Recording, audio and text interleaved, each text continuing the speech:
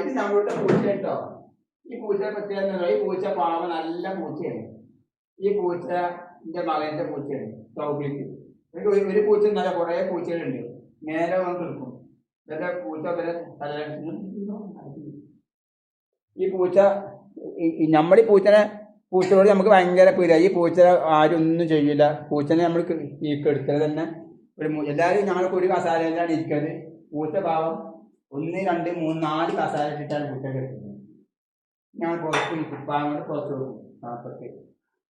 ഇതിൻ്റെ ഷർട്ടോ അതുകൊണ്ട് ഞങ്ങൾ പുറത്ത് കൊടുക്കും. അവിടെ കെടുത്തിയാണ് കെടുത്തിയ ഫോട്ടോ തൻ്റെ വീഡിയോ എടുത്ത് കാണിക്കാൻ വേണ്ടി എനിക്ക് പയ്യ അത് ശരി അന്ന പാലക്കാട് ഉണ്ടാതെ കെടുക്ക് കേട്ടോ.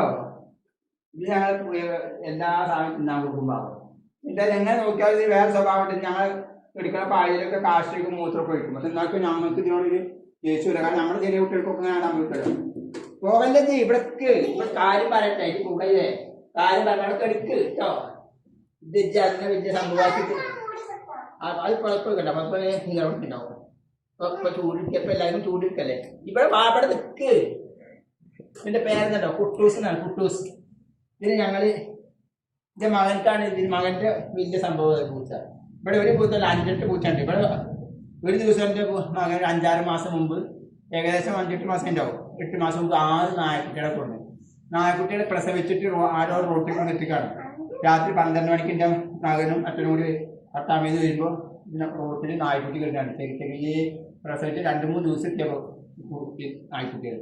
ആ നായ്ക്കുട്ടി 6 എണ്ണത്തിനെ കൊടുക്കുന്നേ. അപ്പോൾ എന്നോട് പറഞ്ഞ് കോഴിക്കുട്ടിൽ നായ്ക്കുട്ടികളെ ആക്കിയിട്ടുണ്ട്. അപ്പോൾ എനിക്ക് സന്തോഷമായി പാവും. അപ്പോൾ ഞാൻ അങ്ങനെ കെട്ടിക്കോളാം. അങ്ങനെ ഞങ്ങൾ രാവിലെ ഇതെന്താണ് ഈ നായ്ക്കുട്ടിയെ കൊടുക്കാന്ന് അറിയില്ല. അങ്ങനെ രാവിലെ പാല് കൊണ്ടിട്ട് അങ്ങനെ പാല് കുടിച്ചേ പാവും അടുത്ത് വന്നു. അപ്പോൾ ഇതൊക്കെ നമ്മളത്തെ പൂച്ചയാണ്. അപ്പോൾ രാവിലെ പാല് കൊടുത്തു. അവിടുന്ന് പിറ്റേന്ന ആ പാല് കൂടുതൽ കൊടുത്തു. അങ്ങനെ ഇടക്കിടക്ക് പാല് അങ്ങനെ ഉണ്ടായി പാല് കൊടുത്ത് പിന്നെ ബ്രെഡും പാലും കൊടുക്കും. ഞാൻ ഇറച്ചി മീനപ്പോൾ 4 നായ്ക്കുട്ടികൾ അടിപൊളിയായിട്ട് വലിയ ഉഷാറായി. പിന്നെ കുറേ കഴിഞ്ഞപ്പോൾ വലിയ നായ്ക്കുട്ടികളെ സുഖമായിട്ട് എവിടെ പോയി ജീവിച്ചോട്ടേക്ക് ഞാൻ നിൽക്കുകയാണ്. എന്നാലും അവിടെ പോകാൻ എനിക്ക് ഇടങ്ങേറി. ഞാൻ കുറേ ദിവസം പിന്നെ ഞങ്ങളൊന്നും ഇവിടെ പണിക്ക് പോകാനും നായ്ക്കുട്ടികളെ എപ്പോഴും ശ്രദ്ധിക്കാറില്ല. അപ്പോൾ കുട്ടികൾ വലുതായി വലിയ നായ്ക്കളായി മാറി. പിന്നെ നായ്ക്കൾ തമ്മിൽ അടി കൂട്ടല്ല. അപ്പോൾ എന്തായി ഞങ്ങൾ പോയിക്കോട്ടെ വിചാരിച്ചു. അങ്ങനെ പാവം നായ്ക്കുട്ടികളെ ഇപ്പോഴും ഞാൻ നായ്ക്കുട്ടികളെ ഞങ്ങൾക്ക് ഭയങ്കര ഇഷ്ടമാണ്.